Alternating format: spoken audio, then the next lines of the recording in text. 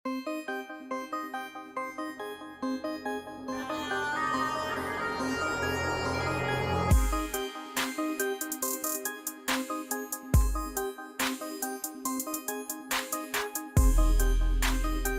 with the name of Allah Almighty, who is the most gracious and the most merciful. Assalamu alaikum. I am Ahmed Ali. हम पढ़ रहे हैं class 11th physics chapter number 2 vectors and equilibrium. तो previous lecture में हमने पढ़ा कि हम किस तरह वेक्टर्स को ऐड कर सकते हैं और what are the rules to add two vectors. फिर हमने ग्राफिकली वेक्टर्स को ऐड किया और उससे हमने रिजल्टेंट कैलकुलेट किया कि how to find the resultant of two vectors. दो वेक्टर्स को हमने ऐड किया, ए एंड बी वेक्टर्स हमने लिए, उनको हेड टू टेल रूल के जरिए उनको ऐड किया and then we find the resultant of those vectors. आज के लेक्चर में हम पढ़ेंगे कि addition of more than two vectors, यानी अगर हमारे पास दो वेक्टर्स से ज्यादा वेक्टर्स हों तो हम उनको किस तरह ऐड करेंगे। तो the rules of vector addition can be extended to any number of vectors, यानी वेक्टर एडिशन सिर्फ दो वेक्टर्स के लिए लिमिटेड नहीं है। दो से ज्यादा वेक्टर्स हो, 5 हो, 6 हो, जितने भी हो, उनको हम ग्राफिकली ऐड कर सकते हैं हेड टू टेल रूल के जरिए। तो let's say we have 4 vectors A B C D as shown respectively. तो ये है हमारे पास ए वेक्टर जो कि इस डायरेक्शन में है, ये है हमारे पास बी वेक्टर जो कि इस डायरेक्शन में है, और ये है हमारे पास सी वेक्टर जो कि इस डायरेक्शन में है, and this is the D vector which is parallel to X axis. तो ये हमारे पास 4 वेक्टर्स हैं और इनको हम हेड टू टेल रूल के जरिए ऐड करेंगे। तो इनको किस तरह ऐड करेंगे, जाहिर सी बात है हम इनमें से सबसे पहले लेट्स से ए वेक्टर उठाते हैं, फिर उसके हेड पे ये बी वेक्टर का जो टेल होगा वो रखेंगे और इसकी डायरेक्शन को एज इट इज रखेंगे। फिर इसी तरह सी वेक्टर उठाएंगे, इस बी वेक्टर का जो हेड होगा उस पे इसको रखेंगे। इसी तरह फिर ये डी उठाएंगे और लास्ट में जो हमारे पास एक वेक्टर बनेगा जो अभी हम फाइंड करेंगे वो हमारे पास रिजल्टेंट होगा। अब ये ऑर्डर जरूरी नहीं कि मैं ए से स्टार्ट करूं, बी से फिर बी लिखूं, फिर सी लिखूं, फिर डी लिखूं। तो अगर आप कोई भी वेक्टर पहले चूज करें, आप डी से स्टार्ट करें, फिर ए लें, फिर बी ले, फिर सी ले, आप कोई भी वेक्टर उठा सकते हैं। Order is not important, resultant हमारे पास वही आएगा जो हम किसी भी ऑर्डर को आप उठा लें, रिजल्टेंट हमारे पास सेम रहेगा। तो इसको अब फाइंड आउट करते हैं कि हम इन 4 वेक्टर्स का एडिशन करेंगे and then how to find the resultant of these 4 vectors. तो अब हम इन 4 वेक्टर्स को ऐड करेंगे ग्राफिकली। तो हमारे पास वेक्टर ए जो है वो है इस डायरेक्शन में, तो इसको हम एज इट इज ड्रा करेंगे, दिस इज वेक्टर ए। फिर हमारे पास वेक्टर बी जो है वो अगर आप देख सकते हैं, वेक्टर बी हमारे पास इस डायरेक्शन में है, दिस इज वेक्टर बी। उसकी डायरेक्शन को हम चेंज नहीं करेंगे। इस वेक्टर के हेड पे इस वेक्टर का जो टेल होगा इस वेक्टर बी वेक्टर को उठा के यहां पे रखेंगे। इसी तरह हमारे पास जो सी वेक्टर है उसको आप देख सकते हैं वो इस डायरेक्शन में है, दिस इज सी वेक्टर। ये हमारे पास है डी वेक्टर। जो वेक्टर सी है वो हमारे पास है इस डायरेक्शन में, आप देख सकते हैं। वेक्टर डी आप देख सकते हैं, this is parallel to X axis, this is vector C. उसके वेक्टर बी के हेड पे अब हम इसका टेल रखेंगे।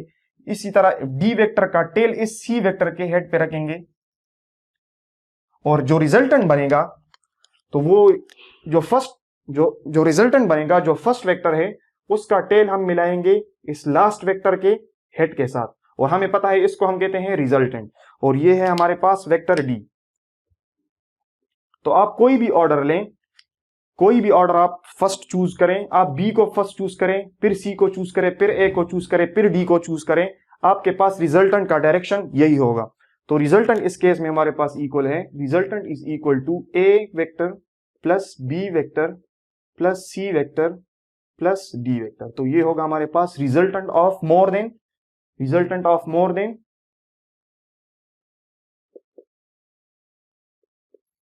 To vectors. This is how we add more than two vectors graphically.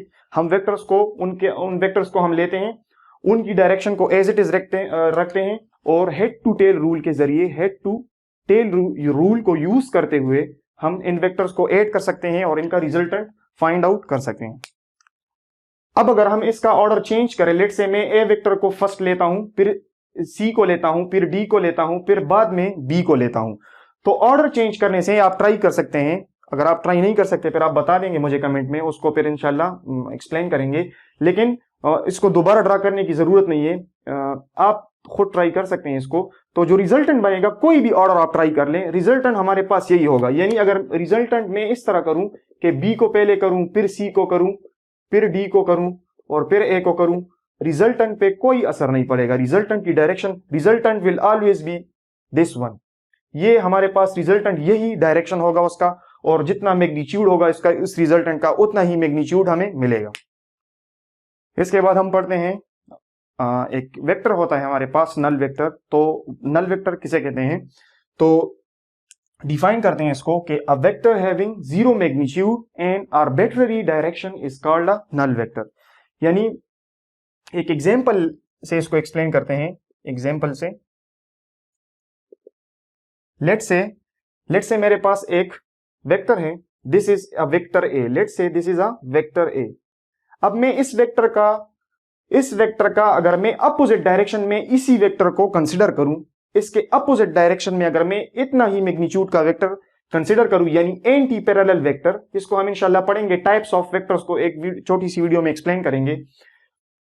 इसका अपोजिट जो वेक्टर होगा वो इस डायरेक्शन में होगा, और इसको हम एक नेगेटिव साइन से रिप्रेजेंट करेंगे। इसको इंशाल्लाह जब हम ये पढ़ेंगे कि multiplication of a vector by scalar, तो अगर स्केलर नेगेटिव होगा तो उस वेक्टर का जो डायरेक्शन होगा वो हमारे पास चेंज हो जाएगा, और उसका मैग्नीट्यूड भी पॉसिबल है कि चेंज हो जाए। वो डिपेंड करेगा कि कौन सा स्केलर हम चूज कर रहे हैं।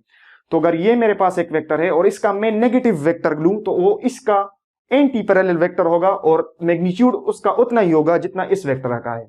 अगर मैं इन दोनों वेक्टर्स को ऐड करना चाहूं, तो उस इनको हम ग्राफिकली इस तरह ऐड करते हैं कि let's say this is a vector ए। अब इस वेक्टर के टेल पे मैं इस वेक्टर के हेड पे, फर्स्ट वेक्टर के हेड पे मैं इस वेक्टर का टेल रखूंगा, और इसकी डायरेक्शन को एज इट इज रखेंगे। वेक्टर एडिशन हमें ये बता रहा है। तो जब मैं वेक्टर इसका टेल इस पे रखूंगा तो मेरे पास इसके ऊपर ही ये वेक्टर आ जाएगा, और रिजल्टेंट जो हमारे पास बनता है वो फर्स्ट वेक्टर का जो रेड लाइन है, दिस इज फर्स्ट वेक्टर, और जो ये ब्लू लाइन है, this is the last vector. तो इन दोनों पॉइंट को फिर हम फर्स्ट वेक्टर के टेल को और लास्ट वेक्टर के हेड को हम मिलाते हैं, जिस तरह हम इस तरह करते हैं, this is a vector A, this is a vector B, और फिर लास्ट में इन दो को हम मिलाते हैं। लेकिन ये जो हेड और टेल है ये एक ही पॉइंट पे पड़े हुए हैं, यानी इसमें कोई डिस्टेंस अब नहीं है, तो इसको हम कहते हैं नल वेक्टर। यानी ये दोनों वेक्टर इक्वल इन मैग्नीट्यूड है, तो इसका जो रिजल्टेंट होगा वो हमारे पास नल वेक्टर कहलाएगा। यानी जब मैं इसको लिखूंगा, नल वेक्टर को हम किस तरह रिप्रेजेंट करते हैं, वेक्टर ए के साथ अगर मैं इसका नेगेटिव ऐड कर दूं, तो इससे मेरे पास आएगा अ वेक्टर नल वेक्टर, जिसको हम ओ से रिप्रेजेंट करते हैं। और नल वेक्टर को हम अगर ग्राफिकली रिप्रेजेंट करें तो इसको हम एक डॉट से रिप्रेजेंट करते हैं, और सिंबॉलिकली हम इसको एक ओ से रिप्रेजेंट करते हैं, और जिसके ऊपर हम एक वेक्टर एरो लगाते हैं। This is the graphical representation of a null vector. This is a graphical representation of a null vector, और ये है हमारे पास ओ, इसको हम ओ से रिप्रेजेंट करते हैं। तो नल वेक्टर जो होता है हमारे पास, नल वेक्टर, इसको हम इस डॉट से रिप्रेजेंट करते हैं। तो जब भी हम किसी वेक्टर के साथ उसके इक्वल मैग्नीट्यूड का, जिस तरह मैंने इसकी एग्जांपल ली है, के साथ ऐड करते हैं, तो आप देख सकते हैं कि ये पॉइंट और स्टार्टिंग और एंडिंग पॉइंट हमारे पास एक ही है। तो ये एक पॉइंट यहां से यहां और इस एंड और इस हेड और टेल के दरमियान में कोई डिस्टेंस नहीं है। तो यहां पे हमारे पास जो ये पॉइंट बन रहा है, इसको हम कहते हैं नल वेक्टर। और नल वेक्टर का मैंने लिखा है कि आर्बिट्ररी डायरेक्शन। इसका क्या मतलब है, यानी हम कोई भी रैंडम डायरेक्शन इसका दे सकते हैं। यानी इस पॉइंट का डायरेक्शन ये भी हो सकता है, ये भी हो सकता है, ये भी हो सकता है, ये भी हो सकता है। तो हम कोई भी अपनी मर्जी का इसका डायरेक्शन चूज कर सकते हैं। डेट्स वाई इसका डायरेक्शन, हमारे पास कोई खास डायरेक्शन इसका नहीं होता नल वेक्टर का, इसलिए हमने लिखा है कि this has an arbitrary direction. तो पॉइंट जो होता है ये है हमारे पास graphical representation of a null vector, और इसको हम सिंबॉलिकली रिप्रेजेंट करते हैं हेडेड एरो अबव। तो हेडेड एरो अबव से इसको हम रिप्रेजेंट करते हैं, और ओ से इसको हम रिप्रेजेंट करते हैं, और इसको हम कहते हैं null vector. Null vector, this is a null vector.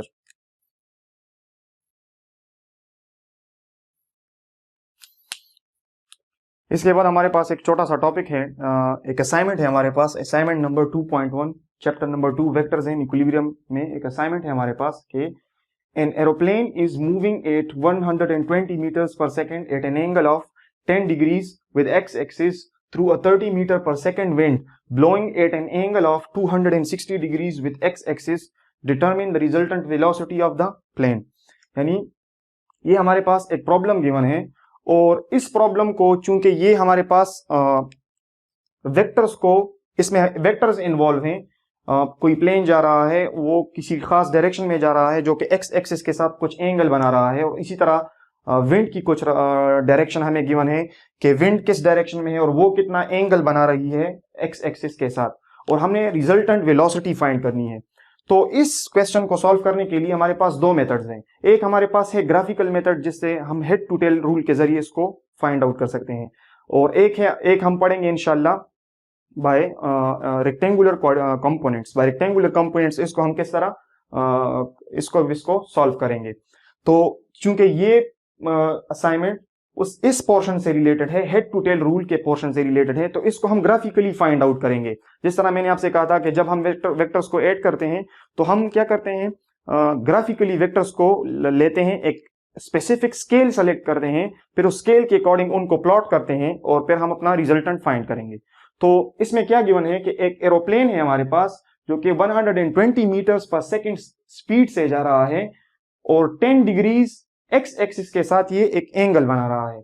अब जो विंड है हमारे पास, हवा है, वो 30 मीटर पर सेकंड की स्पीड से है, और ये हवा की जो डायरेक्शन है वो है हमारे पास 260 डिग्रीज पे। इस एरोप्लेन के 260 डिग्री पे ये हवा है, हवा की डायरेक्शन है हमारे पास, और हमें फाइंड आउट करना है कि determine the resultant velocity of the plane. तो प्लेन की रिजल्टेंट वेलोसिटी हमारे पास क्या होगी। तो सबसे पहले इसको कार्टेशियन कोऑर्डिनेट सिस्टम हम लेंगे और उसमें इन वेक्टर्स को प्लॉट करेंगे, और हम एक स्केल सेलेक्ट करेंगे और स्केल के अकॉर्डिंग हम इसको प्लॉट करेंगे। अब हम इस प्रॉब्लम को सॉल्व करते हैं। हमारे पास जो गिवन डेटा है, हमारे पास एरोप्लेन की जो स्पीड है वो है हमारे पास 120 मीटर पर सेकंड, और ये एक्स एक्सिस के साथ 10 डिग्रीज एंगल बना रहा है और इस डायरेक्शन में जा रहा है। इसी तरह जो विंड की जो हवा की स्पीड है वो है हमारे पास 30 मीटर पर सेकंड, और ये जो एंगल इसका है हमारे पास वो है 260 डिग्रीज। सबसे पहले जब हम इस तरह के प्रॉब्लम्स को ग्राफिकली प्लॉट करेंगे, इसको आप याद रखेंगे, इसको हम हेड टू टेल रूल से इस प्रॉब्लम को डील करेंगे। तो स्केल हमारे पास क्या होगा, स्केल को सबसे पहले सेलेक्ट करते हैं। तो एक सूटेबल स्केल हम सेलेक्ट करते हैं। लेट्स से मैं कंसिडर करता हूं कि क्योंकि स्पीड हमें गिवन है तो मैं 10 मीटर पर सेकंड से स्टार्ट लेता हूं कि लेट्स से मेरे पास 10 मीटर्स पर सेकंड जो है इसको मैं कंसिडर करता हूं 1 सेंटीमीटर के। 10 मीटर पर सेकंड को मैं कंसिडर करता हूं 1 सेंटीमीटर के। तो 30 मीटर पर सेकंड कितने के इक्वल होगा, तो 3 को इस साइड पे भी मल्टीप्लाई करेंगे और इस साइड पे भी मल्टीप्लाई करेंगे, तो 30 सेंटीमीटर मेरे पास 30 मीटर पर सेकंड मेरे पास इक्वल होगा 3 सेंटीमीटर के। इसी तरह 120 मीटर्स पर सेकंड किसके इक्वल होगा, तो अगर हम 10 को 12 से मल्टीप्लाई करेंगे और यहां भी 12 मल्टीप्लाई करेंगे तो 120 मीटर पर सेकंड हमारे पास 12 सेंटीमीटर के इक्वल होगा। तो सबसे पहले हमने स्केल सेलेक्ट किया है। अब इसके बाद ये हमारे पास वेक्टर्स के लेंथ्स होंगे, ये हमारे पास वेक्टर्स के मैग्नीट्यूड होंगे।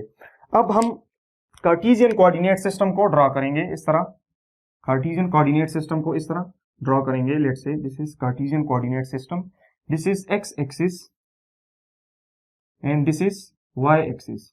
अब इसको हम बोर्ड पे एग्जैक्टली फाइंड आउट नहीं कर सकते।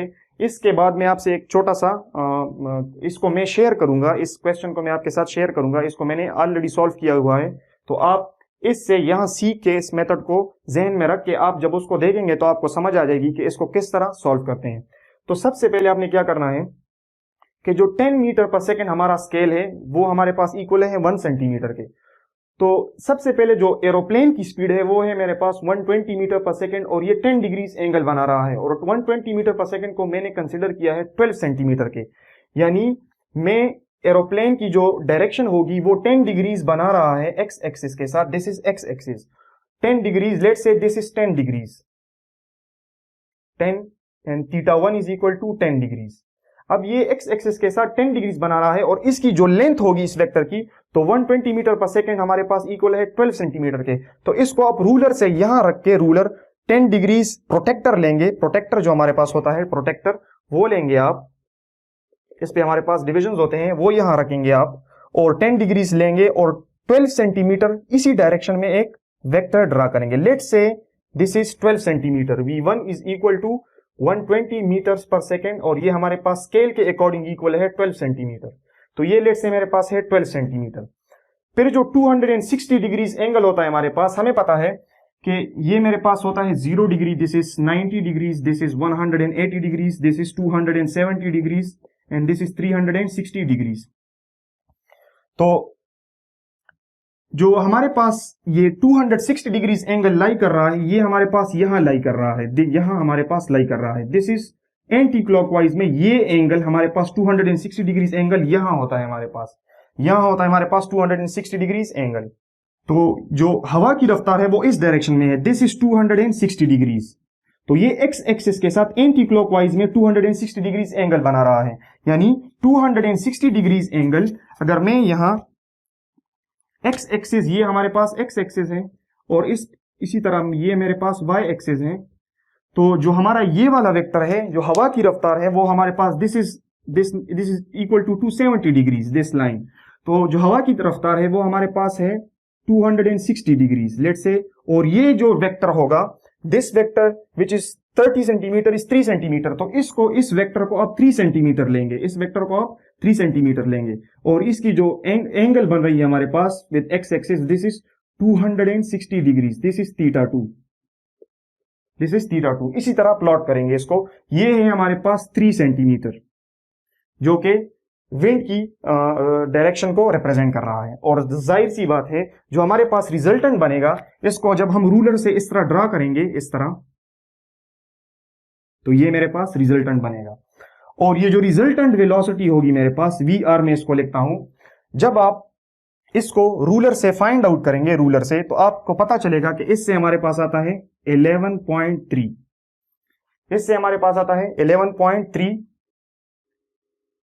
सेंटीमीटर, इससे हमारे पास आता है 11.3 सेंटीमीटर। अब चूंकि हमें वेलोसिटी मीटर्स पर सेकंड में चाहिए, तो आपको पता है कि सेंटीमीटर, 1 सेंटीमीटर को मैंने 10 मीटर्स पर सेकंड अज्यूम किया हुआ है, तो मैं वी आर को जब मल्टीप्लाई करूंगा 1.3 इंटू 10 मीटर्स पर सेकंड, इसको मैंने आपसे कहा था कि जब हम रिजल्टेंट फाइंड आउट करते हैं, उस रिजल्टेंट को अगेन उसी स्केल से वापस निकालते हैं और एक्चुअल वैल्यू करते हैं। तो ये है वो बात, जब हम हमारे पास रिजल्टेंट आएगा तो इसको एक्चुअली, इसकी जो वैल्यू होगी, जो स्केल हमने सेलेक्ट किया है, उस स्केल को यूज करते हुए हम इस वेलोसिटी की, रिजल्टेंट वेलोसिटी की एक्चुअल वैल्यू फाइंड करेंगे। तो इससे हमारे पास आता है 113 मीटर्स पर सेकेंड। तो ये होगी हमारे पास एरोप्लेन की रिजल्टेंट डायरेक्शन, ये हमारे पास एरोप्लेन की रिजल्टेंट डायरेक्शन होगी। और इसी तरह ये एक्स एक्सिस के साथ कुछ एंगल भी बना रहा होगा, तो ये भी आप अगर प्रोटेक्टर यहां रखेंगे तो आप डी के जरिए, and remember this angle is in anti clockwise with X axis, इस एक्स एक्सिस से स्टार्ट होके इसी तरह यहां तक आके ये जो एंगल बन रहा है, तो ये तकरीबन अगर आप देखें तो this is something about 355 degrees कुछ एंगल बन रहा है। लेकिन हमें कहा गया है कि हमें सिर्फ रिजल्टेंट वेलोसिटी फाइंड आउट करनी है, विच इज 113 मीटर्स पर सेकेंड। ये है हमारे पास रिजल्टेंट वेलोसिटी। और अगर डायरेक्शन आपने फाइंड आउट करनी है तो आप प्रोटेक्टर को यूज करते हुए ये एंटी क्लॉकवाइज में इसकी डायरेक्शन कैलकुलेट करेंगे, तो आपको पता चल जाएगा कि ये जो हमारे पास इसकी जो यहां थीटा बन रहा है, तो आप देख सकते हैं ये हमारे पास कंप्लीट, हमारे पास यहां तक कंप्लीट 360 डिग्रीज होता है, तो यहां पे ये तकरीबन 355 डिग्रीज हमारे पास होगा। तो आप थीटा भी बता सकते हैं इस रिजल्टेंट वेक्टर का, ये तकरीबन हमारे पास है 355 डिग्रीज। तो remember this is a graphical way to find the resultant. तो ये इतना एक्यूरेट नहीं है। जब हम इंशाल्लाह रेक्टेंगुलर कंपोनेंट्स ऑफ वेक्टर्स पढ़ेंगे तो उसके जरिए जब हम इसको फाइंड करेंगे तो वो मोर एक्यूरेट वे है to find the resultant of such vectors. So this is a way how to use head to tail rule, then how to select a scale, a suitable scale, and then how to plot the vectors according to that scale, and then how to find the resultant of these vectors. तो first vector को लिया scale के according, second vector को लिया, फिर हमने resultant हम plot किया, और जब इसको हमने रूलर के जरिए फाइंड आउट किया, डेट इज 11.3 सेंटीमीटर, और इस 11.3 सेंटीमीटर को बैक हमने वेलोसिटी में कन्वर्ट किया। तो इसको एक्चुअली मैंने पेपर पे सॉल्व किया है, मैं आपके साथ वो शेयर करता हूं।